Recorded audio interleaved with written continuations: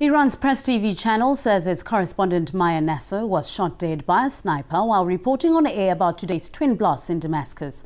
For more on the story, I'm now joined live by author and journalist Afshin Rattanzi himself. Good to see you there, Mr. Rattanzi. Now, why do you think this particular journalist was targeted by a sniper? Was this a random killing or was there motive? Well, I have done work for Press TV. I'm speaking to you from a country which has banned that television station. And so Press TV has always been in the crossfire when it comes to NATO-backed insurgency or avowed NATO countries' policy vis-à-vis broadcasting. Certainly they are saying that their journalists have been deliberately targeted. Of course, I'm sure many journalists all around the world want to give their condolences to the family of this young reporter in Damascus, and indeed the bureau chief of Press TV in Damascus, who was shot and wounded. Now, how could this incident influence the way events in Syria are being reported, if at all? Well, it's interesting that nothing gets reported from Bahrain and all the dictatorships that NATO countries support. These are NATO-backed militants. The Free Syrian Army is a NATO-backed militant outfit. And I think all good people around the world, whatever their misgivings about the Assad regime, will want at any cost to defeat this NATO-backed insurgency.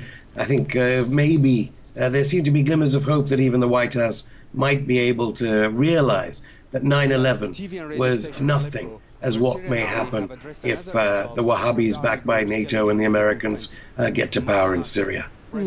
Right. Now, let's talk a little bit more about the blasts now. Some have labeled the bombing of the government building an act of terrorism. Why is the Free Syrian Army resorting to such tactics? I mean, will we see more of it? Well, it's difficult to see what the Free Syrian Army is. Is the Free Syrian Army the people that the Prime Minister of this country, Britain, and Hillary Clinton in Tunisia some time back? Is the Free Syrian Army the people that carried out that attack on that army headquarters? Who is the Free Syrian Army anyway?